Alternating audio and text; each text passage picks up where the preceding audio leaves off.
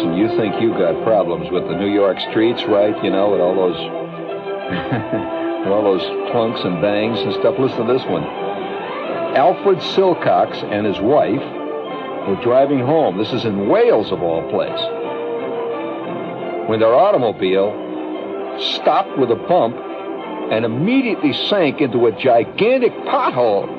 Their car was swallowed up by a pothole. It was over 17 feet deep. What a pothole. Oh, man. I'm sorry, you know, I mean, so if you think it's just falling apart here in New York, or if you just think it's in America, can you imagine in Wales, a pothole so big that the car was swallowed up, and they had to call the fire department to pull the people out? If that happened in Brooklyn, they would demand the mayor's immediate impeachment. Now, here, excuse me, 1 minute here before we go into tonight's tirade. Would you please set the one up on the other side? Did you have it, the one I sang with? I have a little special thing I want to do here. You know, speaking of special things, no, I'm going to keep that. I got to do that. I'm going to save that one for a later zinger here. You know, later thing. I have hey, you know, a friend of mine had a terrible thing happen to him the other day. Speaking of zingers, I'll tell you, the machines are going to get all of us. For a long time, I used to laugh at this idea, you know, that the computers were going to be the death of us all. You know, there's been plays like that all the time. In fact, the first anti-computer play that was ever written was what? Very famous play. Do any of you know it? No, it was not Virginia Woolf. What was the first anti-computer play? Although that lady was something like, what was it? Pick it up there. I'll see whether you're right. Pick up the phone. Which one can you get? Which one? Which number? Yeah, okay. Yeah, what? That's close, but not quite. That was very good. Not quite. Metropolis. You're very close. Also, there was another, of course, the famous, what was the famous anti-machine movie that Charlie Chaplin made? Correct, Modern Times. But there were things long before that. What were they? A very famous play written by a very famous American playwright, as a matter of fact. What was that? It was written before the days of Chaplin's Modern Times. What was it? In fact, a couple of years ago, I was approached with the idea. One of the producers was doing it, and he wanted me to play a character in it. I'll give you a clue. Yeah, that's right. I'll give you... It won't play? How come? You played it before. The other side? Okay, we only played a good side then. But speaking of machines undoing us all, there's an example. But I'll give you a clue, Jerry. Here's a clue. The play that I'm talking about, all the characters had as their names, instead of being Mr. Smith or Hamlet, the names were numbers. Their names were numbers. That was their names, and in fact it was given even in the program, various numbers, played by different people, you know, the actors. But the characters were, and I'll even give you a further clue as to the play. The hero of the play, or the victim of the play, whichever you want to call it, was, his number was 0. And he was referred to always as Mr. Zero or Zero. And his wife was called Mrs. Zero. And all the other characters had 9, 8, 7, 3. and so do you have any, does that give you any help? And it's a fascinating, surreal play. I mean, the settings were wild. I'll give you another clue. There was a scene when Mr. Zero is finally in hell, and he has died, and he is in this room. It looks like you're visiting him now in hell, and he's in this room, and he's surrounded by endless strips, just completely inundating him. And he's working away at these figures, which this machine is giving him. It's a machine giving out numbers. And he's working away with these numbers, whatever it is, endlessly throughout his entire stay in hell, which is eternity. And he's got these enormous strips of paper that are coming out of this machine with numbers. And the entire room is filled with this paper. And there he is in the middle of it, working away. And you know that throughout all eternity, he is going to be surrounded by this fantastic machine, which is going to belch continually numbers, meaningless numbers, just endless numbers, which he has to collate or some damn thing. What was the name of the play? Well, there were two plays, so you know that's no importance. But this friend of mine got tripped up by the machine the other day. You know how in New York State, if you do not pay your fines, you know, as a driver, tickets and stuff, you don't pay your fine. What happens now? Well, there's a big machine in the sky, friends, that when the time comes for you to renew your license plate, you know, you get this little thing in the mail that you got to send to Albany and all that. He thought that he was waiting for his renewal, and he rushes down to the mailbox one day, and he gets this long brown envelope, and instead of in it was the thing for renewal, it was a blue card, and it said, "Sir," it says, "Dear Scofflaw," is what it actually said. "Dear Fink, the machine has now completed its investigation, and the moving finger, once having writ, ne'er shall return. And that we have discovered that there are numerous violations against you, and you either pay up, friend, or you just won't be driving your car. If you do, you'll be driving it on 1972 plates. And in addition to that, if we catch you doing that, it's going to be another big violation, and then we may just put you in a slammer for a while. Any questions?" Well, he was stunned. S-T-U-N-N-N-N-N. Well, that's quite a scene. See, so he was really thrown. You know, the guy really, oh my God, you know, they really got me. Well, did you hear what happened? Oh, come on, for heaven's sakes. Well, then play it at 33 or play it at 45 or something. But play it. I don't care what you're going to do. That equipment is dying by dribs and drabs in there. But did you hear what happened in Philadelphia the other day? Talking about scofflaws, the catching guys. Listen to this one. Talk about a fantastic, bad coincidence. This is a real terrible thing. A scofflaw ran into Philadelphia's... Well, anyway, here, listen. President John Patrick Walsh. Now, President John Patrick Walsh is the head of the traffic court. He's the judge. He's the head of the traffic in Philadelphia. He's the top man in traffic court, right? President Judge John Patrick Walsh said he was waiting to run his car through the car wash at Broad Street and Godfrey Avenue. He's sitting there in line. You know, you've gone to these car washes, okay? You've gone to these car washes, and the judge is sitting there in his car waiting, see? And, you know, there's a long line of cars. When he noticed the driver in front of him leave his car and toss a whole batch of looked like waste material into a trash can right there next to the car wash. You know, when a guy gets his car washed, he generally brushes it out, you know, and throws away the old paper cups on the floor. You do this, you know. And so the guy threw away what looked like a lot of waste paper. And quote, "My God, that looks like a batch of traffic tickets," Walsh said to himself. Sure enough, when the material was recovered from the receptacle, there were 37 tickets, including 34 for parking in the city, 2 for failing to have the car inspected, and 1 issued by the town of Jenkintown. And to quote the judge, "Well, 1 was even issued Monday night for having the vehicle inspected," the judge said. And by the time they recovered this guy had driven away. All he had was 37 tickets piled up in the wastebasket. So Walsh goes back to the office and has him checked with Harrisburg, which is the state capital. That's like our Albany, you know. He checks with Harrisburg, and they came up with a name. Judge Walsh said that the guy was driving a VW when he saw him in the traffic line. And he said, sure enough, the Volkswagen was registered in Harrisburg, and it was, the guy's name. However, the resident said that he was not at the car wash Wednesday, does not own a Volkswagen, and has his car in storage. He said he didn't remember his registration number.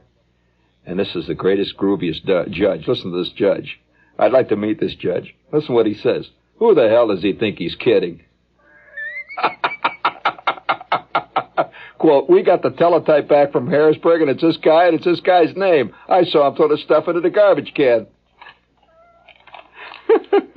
Now, that's called chutzpah in New York, you know. Caught red-handed by the judge throwing your traffic tickets when I say, who, me? Who, me? No, not me. I wasn't even there. Well, that's an American trick these days, you know. Don't admit anything. Which, even if you're caught there, you know, the gun in your hand, the smoke coming out of it, 4 guys dead. You said, what? I never had a gun in my hand before. The guy said, what's that? Oh, is this a gun? I didn't even know this was a gun. This is not a gun. This is a cigarette lighter. Deny everything. I mean, and believe me, it'll go to the Supreme Court. Once again, we tap that great big barrel of money in the corner there. Hit the button. I don't know what your dream is, but if it's about a new life, I'd like to share a dream with you. It's a little 60 by 40-foot grocery store. A man by the name of Thompson had that dream close to 50 years ago. You know what the dream did? It turned into almost 5,000 stores. 7-Eleven convenience stores strung across the country like lights on a Christmas tree. 7-Eleven stores are a way of life for most people, and we have franchises open in this area. They'll be run by people like you and your wife and families, people like you who have a dream about a new life. No, you don't need experience. Yes, we'll train you. What you do need is a dream and a telephone. Call us. We'll send you a bundle of things that'll explain it all, and then when you're ready, we'll talk. In New York, call area 516-781-2711. 516-781-2711. In New Jersey, call 201-843-3006. 201-843-3006. Oh, yeah, here's one of our little General Tire goodies. Hey, if you need tires, I would suggest that you see the men at your local General Tire headquarters, because these guys are trained to handle all of your tire and automotive service needs quickly, and more than that, economically. And by the way, they make the tires you need, all kinds of interesting sizes, and at prices that you can afford. Now, you can choose rayon, nylon, polyester cord, glass-belted new car tires, steel-belted radial tires. Got them all. And you can see all these great sets of rubber down at your big red General Tire G, the General Tire headquarters. And in the Bronx, I would suggest you see Murray Lester or Sam Ayala at Bronx General Tire, 579 Grand Concourse. Generals. Hey, speaking of curious American attitudes, that America is suddenly discovering its pop past. I mean, it's pop past. I have a theory, and Shepard's always good for a lot of boring theories, but I have this theory after watching television late at night. There must be 7,000 commercials an hour on TV at night for golden oldie hits. You know, the best of Blue Baron. For all of you Blue Baron fans out there, these great songs which will live forever, now made available for the first time. You've seen those things. Millions of them. Who the hell buys this stuff? I mean, there must be millions. It's all over the country. If you think it's New York, I travel a lot, and every place you go, every time you turn on the TV, there's Chubby Checkers selling his old clinkers. And this is fascinating. So there must be somebody buying his stuff. Well, I have a theory that it's going to continue to go backwards in time. Have you noticed it's going backwards now? It started out, and now the old and Goldie Beatle hits. You remember that was the beginning of it? Well, that was only a couple of years ago, the Beatles, see? Now it's creeping back, inch by inch. They're going back. It's like reliving all of the whole history of the totally perishable pop world of whatever time it was. And so the other day, here I am. See, I'm going to get on the ground floor of this, see? So the other day, I'm down on 4th Street. Actually, 4th Avenue, excuse me. Down on 4th Avenue. You know the used book section down there at 4th Avenue? There's a lot of great old stores down there where you can buy old used books. Have you seen that? You ever been down there? Warehouses all full of this stuff, see? I love to go down there. And I'm messing around in this warehouse, see? And looking at all this junk. Used books, and I see a bushel basket there, see, full of what looks like a whole lot of old rotten-looking trash. This is WOR New York. Hey, guess who was in here yesterday? Louis Travisher. Yeah, old Louis comes in, and he orders up a Ballantine like always, and like always he's got troubles. Seems his wife's mad, 'cause Louis forgot their anniversary, and she's hidden his hunting boots. Won't give 'em back. And Louis's all set for a big hunting trip. So I say, Louis, here's what you gotta do. Your wife's mad, you gotta take her a nice present, like a case of Ballantine beer. And he says, Connor, that's the worst idea I ever heard in my life. And I say, no, wait, look. Ballantine stands for purity, body, and flavor, right? The 3 rings. And there's 2 more rings than you gave her when you got married. So Louis takes her a case of Ballantine beer. And well, I guess it didn't work out just right, 'cause Louis's wife got madder than ever and threw Louis's hunting boots out of the kitchen window. With Louis in them. Some world, huh? Here, let me get you another Ballantine. On the house. No, it's mysterious, inscrutable House of Chan time here. And for those of you who dig good Oriental food, and I mean really good Oriental food, I'd like to suggest that you visit the House of Chan. For those of you who don't know where it is, it's at 7th Avenue and 52nd Street, although it would be hard for me to imagine anybody who doesn't know where the House of Chan is. That's like not knowing where Rockefeller Center is. They've been around for 35 years. The food is great. And there is a Mr. Chan, by the way. And his name, unfortunately, is not Charlie.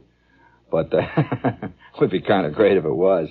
But House of Chan is open 7 days a week, which is kind of nice to know. They have a bar, which helps many of you get through the day. They have superb food, and the prices are right. And they've been around, as I said, for 35 years, so they must be doing it pretty well.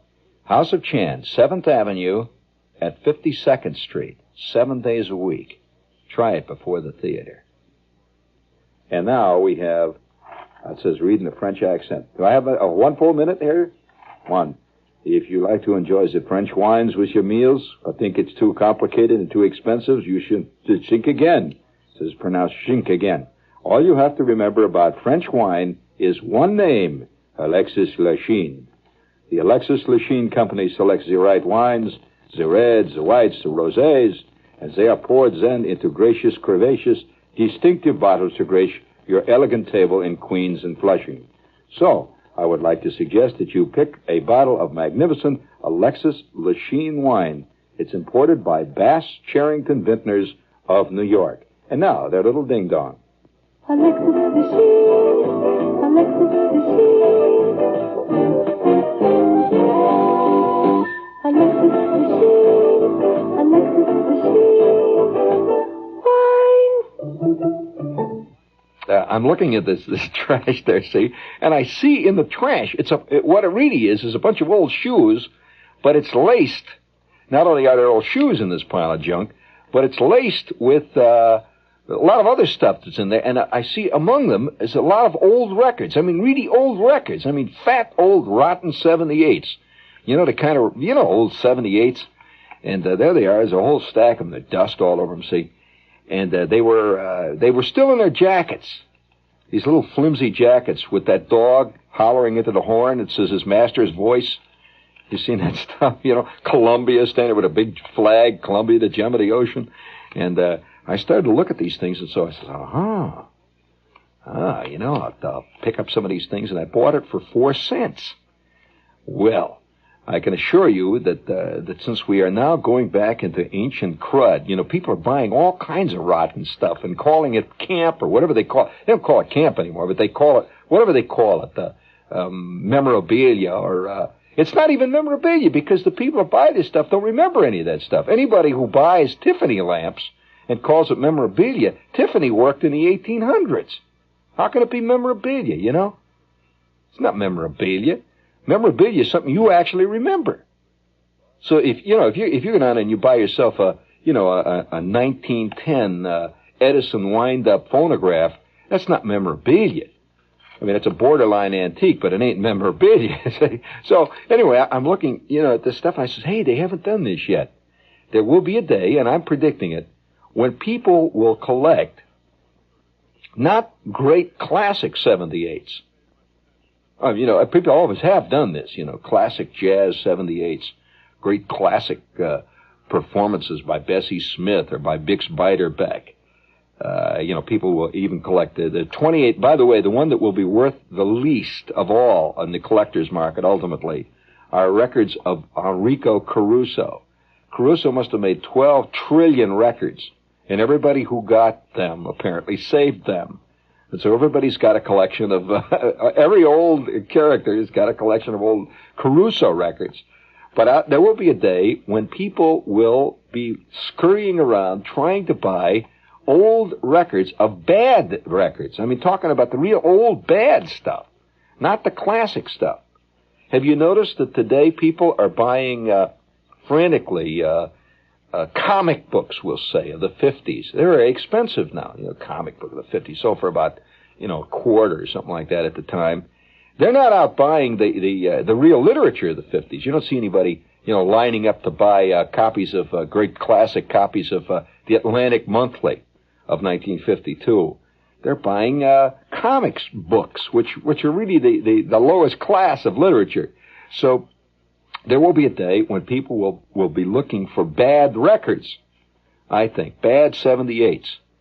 And so I pulled this one out. I bought a couple of it. Come on, don't worry about it. You don't try to cue it up. Can I give you a tip? Don't try to cue it up. That's why you're getting all balled up in there. Just start the motor. Okay, got the motor started? Is it going? All right, start the motor before you put it on. Start the motor. As an old retired engineer, I'll give you some tips. Start the motor. You got it going? There, fine. Now bring it in. Now this is the 78 that I picked up in this bushel basket. And it must have been a rotten record at the time it was made. I mean, obviously, this was not going to set the world on fire. Bring it up now. Just bring it up.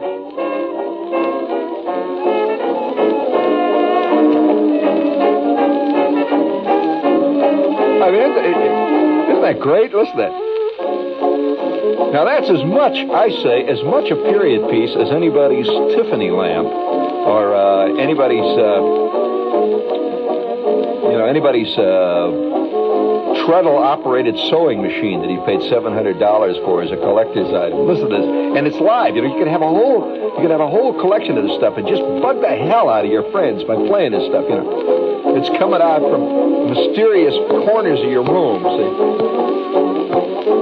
and you say to your friends, "Oh, it's George and Martha. Hey, how about a martini? Anybody here for a little drinky poo, huh?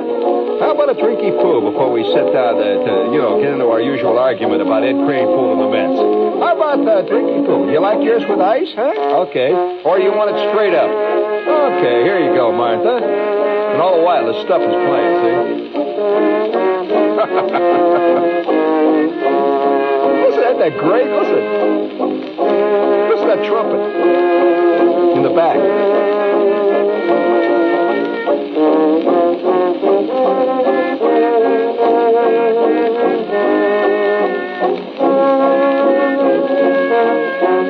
That's the real thing, boy. Now, don't immediately. One word of advice: do not send me a letter telling me you have a great collection of records in your basement and would you like to buy them. No, I don't want to buy them. I am not interested in your old records. So please don't write that letter. Ain't nothing you got that can cut this, friend.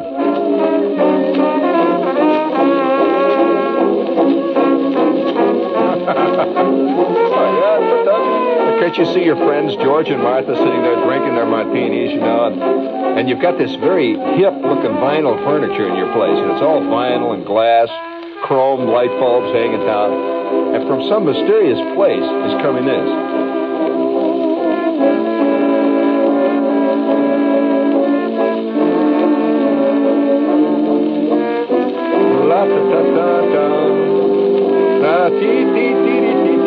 I don't know what the name of the tune is. That's not important.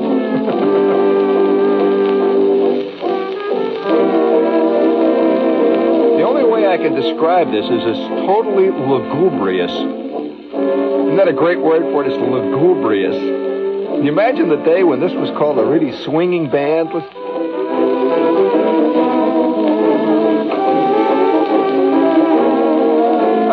changes a whole era. I mean, can't you see these tall, thin people wearing long black gowns dancing at a place called the Persian Room? Hold it there. Okay. Now, I want you to turn that over. And before you do that, would you get on the phone and tell me the name of that band? I have forgotten it. Just give me the name of the band. George what? Your phone is cut off. Yeah, but doesn't it say anything else? Doesn't it just says doesn't he have a name of his orchestra?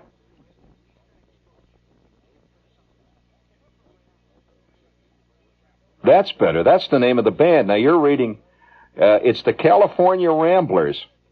Just played that great piece. The California Ramblers. What was the name of the piece, by the way? That was Georgia Rose, played by the California Ramblers. Now wait, now turn it over and you will see why I picked up this record. Again, it's the California Ramblers, that unforgettable group, which are not in any catalog anywhere, as far as I know. They're certainly not a jazz group. And it's a very elegant dance band. I don't even know what year it is, but it's so long ago that this is a mechanical recording, obviously. And it's on a sort of a terracotta-colored record. And the record label, what is the label, by the way? Excuse me, what company made it? Yeah, I'm getting the company here, yeah. Oh, yeah, Vocalion. Now, that's a great name for a record company. Vocalion.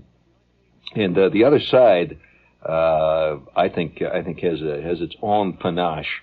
And you can see why I picked it up. I immediately bought it because this is a great record. I've played it a couple of times in the past on the show, but I never told you what it was. And this was culled out of a bushel basket with old shoes and roller skates and pieces of string and busted clothespins in a bookstore down on 4th Avenue in the lower part of Manhattan, down around 14th Street. Here we go. Oh, this is great. This is the California Ramblers. Really getting into one. I can just see the bit in their teeth. This is pure Theta Bara.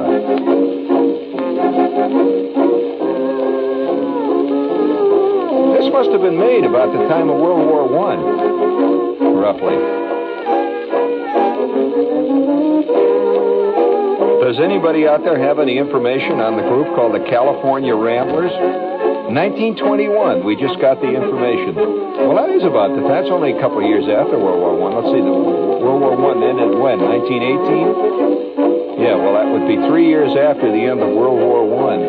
1921. They didn't have talking movies or anything then. This was strictly mechanical reproduction.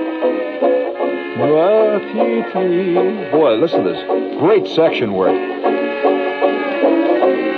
Hear that banjo? That's a banjo. Here.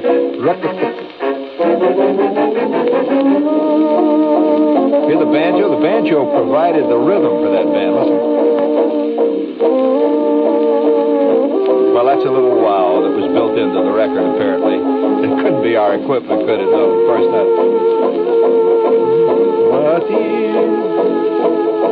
Seems to be losing steam. That must be our machine. Oh, that's fantastic. Talk about camp, geez.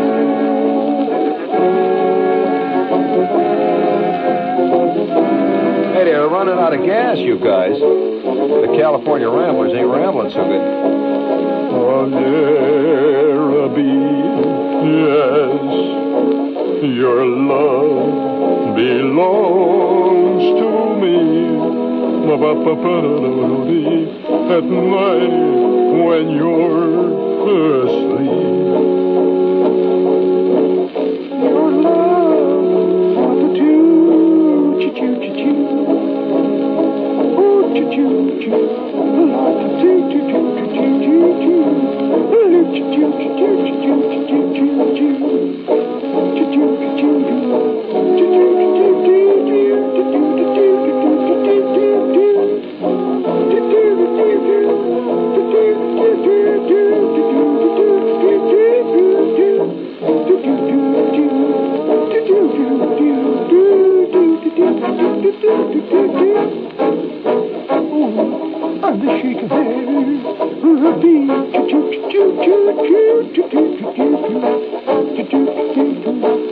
What a rotten record. I mean, it's dynamically rotten. I mean, a lot of things are just bad. This one is aggressively bad.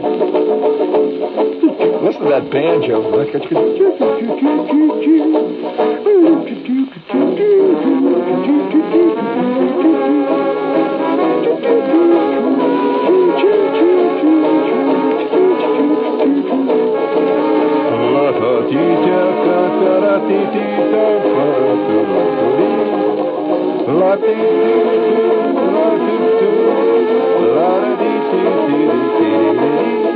Oh, I'm the sheik of Araby.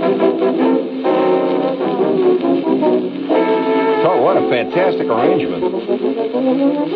It sounds like a doily with the music. That finally got you. Oh, fantastic. I mean, my God, I mean, can you see the day now when somebody gets a whole lot of these rotten records like this and puts them into a re-records them, copies them into seven magic LPs, and sells them on late night television? Well, what do you think they're doing with Chubby Checkers records? I mean, you can hardly wait to buy a 1952 Jerry Lee Lewis, you know. And I'd say this is better than they are. Oh, I'm the sheik of air. All right, now that's not the all either. It's going in all fields now. Of course, the idea of getting, collector's item cars is an old story, right? People have been collecting, 1913 Maxwells and stuff for a long time. That's a whole thing. But do you know that right now, the fastest growing collector's item is the cars of what could be called roughly our contemporary cars are being collected now. But cars that no longer are in existence. In other words, cars that are not 100 years old, but they have disappeared from the scene. For example, one of the great collector's items today, or at least there's a lot of guys collecting them, are Hudsons. Well, now, when was the last Hudson made? Any of you know? It's not that old. Do you know? All right, how about the last Nash? How about the last Studebaker? Now, that's only a couple of years ago. Studebaker went out of business about 2 or 3 years back, maybe 4 years ago. And already they're, because they don't make them, see, they're becoming, well, listen, if you want to hear a real bad story, listen to this.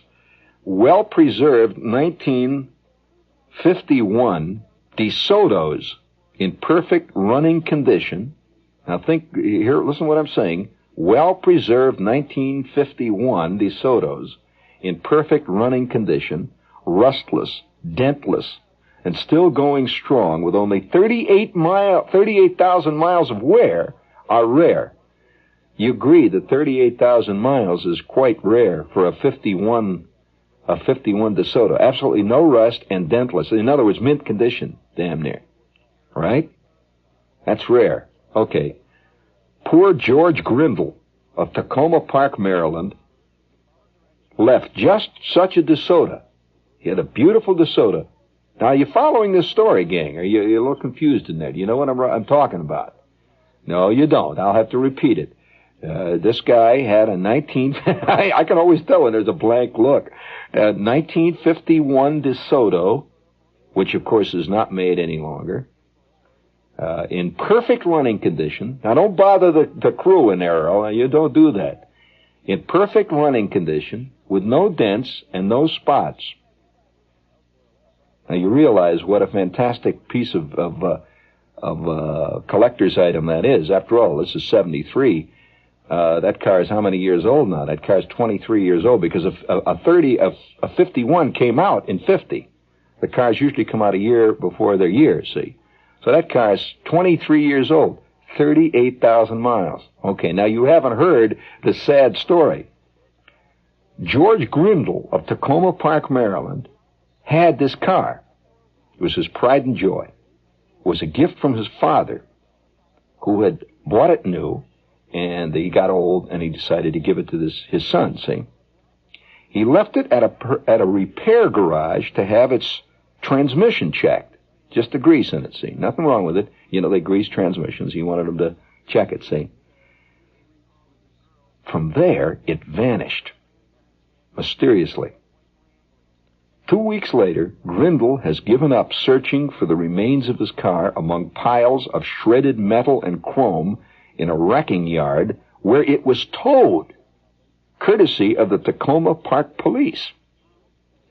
Grindle had parked his car across the street from the garage when the DeSoto was ticketed with a warning that it must be moved within 48 hours, subject to towing. You know, we get this in town. You know, they put it on to either get it out of here in 2 days or we'll tow it away.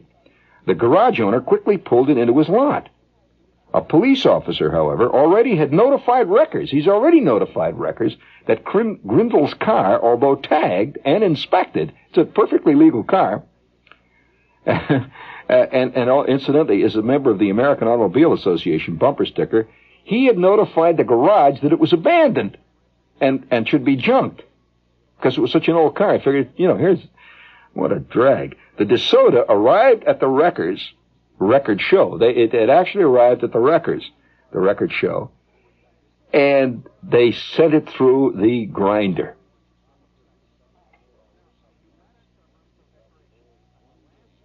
That's the question. Who's responsible for it? Because nobody knows. It's sent it through the grinder. And they're not really quite sure because all the cars that go to this place are sent through the grinder, but nobody remembers at this grinding place. They don't remember doing it. And because they get 100 of them a day, see? Was it mashed into oblivion? Nobody knows. Or is it sitting in some unlikely spot, alive and well? Grindle's lawyer says that the DeSoto is or was an antique car. That's quite true.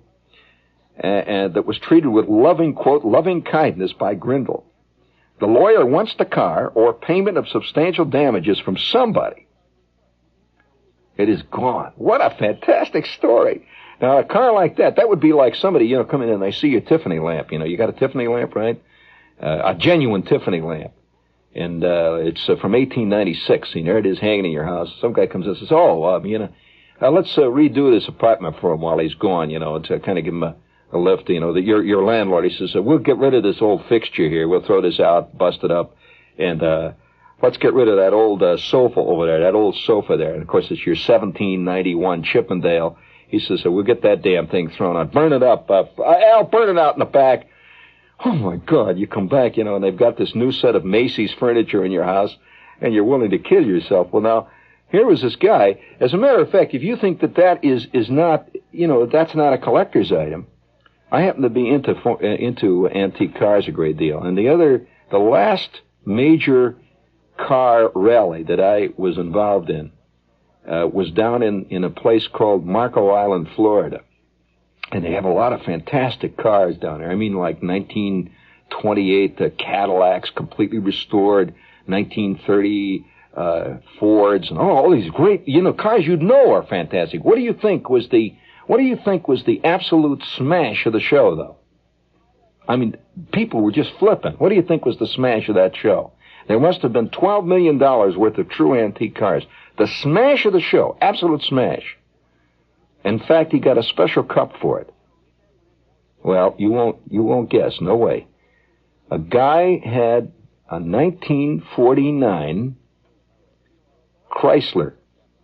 Now, you'd say a 49 Chrysler. You can get those out on the used car lot in Queens. Oh, yeah? Not this kind. It was a 49 Chrysler that had 8,000 miles on it. And everything in it was like the exact day that it came from the factory in 1949, including the radio knobs. He had the instructor's manual, instruction, you know, book. He even had the warranty slips, which had, by the way, never been sent in. He had the warranty. He had everything, just like if you were to buy a brand new 1949 Chrysler. I guess it was a Newport or something. I don't know what they called it, but it was a Chrysler 4-door, and it was in a curious color. The guy who bought it decided he was going to go all out, see, in 49, And apparently in 1949 they had very different ideas about color than they have now. Because this color, the car was a strange two-tone. They used to have a lot of two-tone cars. And this was a curious sort of a purple grape car. Was purple-colored grape-like. And the top of it is a hard top, it was a four-door. The top of it was a strange kind of gold yellow. And that was considered, very, very expensive. You got the the deluxe paint job on it. And so here is this car. It's got 8,000 miles. So obviously it had the original tires on it. Well, not only did it have the original tires, it was more than that. This guy who bought it originally, he went all out. He said, what the hell, you can't take it with you. You might as well go all the way. And he had, of all things, he had white wall tires, except they were not white wall. Did you know that back in that period, in the late 40s, there was this quick and sudden fad, a fad of colored white tires, where you could get colored wall tires, not just white wall, but you got colored tires that matched your car. So he had this car, and it had yellow walls on it. The wheel, instead of the white stripe, it was yellow that matched the top of the car. What a fantastic combination! And inside, of course, the upholstery was this thick, really rich mohair. They didn't use naugahyde or plastic or all this artificial ding dong. It was really thick mohair. And when you get inside this car, I was inside. We were messing around with it, closing the doors. It was like being in an overstuffed couch. I mean, the whole thing was just billowing and very solid, tremendous. And the guy who bought it originally had decided, since he's going all out, he might as well get the deluxe steering wheel. And did you know that in that year you could get a steering wheel that was a flexible wheel? It had 4 spokes, but they were flexible. That was considered apparently very, very tremendous accessory. But it was flexible. But the wheel was a thin wheel, and it was made out of imitation ivory. It was a white ivory wheel. And all the fittings inside the car matched that. The knobs on the radio dial were this ivory, this imitation ivory. And the door handles were all in ivory. See, and this guy had this fantastic car. Well, when he drove it in, of course, everybody was flipping because this was a car in original condition. It was not restored. This was the actual car. It was not restored. And so he won all kinds of awards for this fantastic car. Well, everybody was running around looking at it, even the guys that owned, 1927 Apperson Jackrabbits, really rare car, because this was rarer in its own way. It had never been restored. And since World War II, of course, people put a lot more miles on their cars than they ever did prior to World War II, with all the big turnpike driving and all. This car had 8,000 miles. Guys couldn't believe it. And he had a notarized certificate, absolutely legally notarized, from the man that he bought it from, that this car had 8,000 miles on it. He personally would attest to that legally, swear to it, and that he had owned this car from the day it was new, and at no point was anything changed on it, nor was the speedometer changed. He had a legal document with it. And I said, how the hell did this guy have this car? And I asked him. So, well, he's a funny guy. He said the guy bought the car, and he drove it a little bit. He lives up in Michigan someplace a couple of years. And then he got mad one day. He's out driving, and there was a traffic jam, and he got mad, and he says, the hell with it. I'm not, this driving is driving me out of my bird. Drove his car back and never drove again. He does not believe in driving anymore. But he had a car, which he kept absolutely spotless, in his heated concrete garage. And so he says, I found out about this car, so I went down and bought it from him. He says, look at it, you can't believe it, and there it is. Absolutely magnificent. Get in the car, and here's the eerie part of it. You realize, of course, that an 8,000-mile car is still a new car. And it smells new inside. Talk about a great collector's item. Oh, and by the way, the guy that drove it all the way in here, He says it drives better than his new. He's got a 72 car. He says, man, this 49 Chrysler cuts it all, going away. What a machine. Hey, speaking of machine.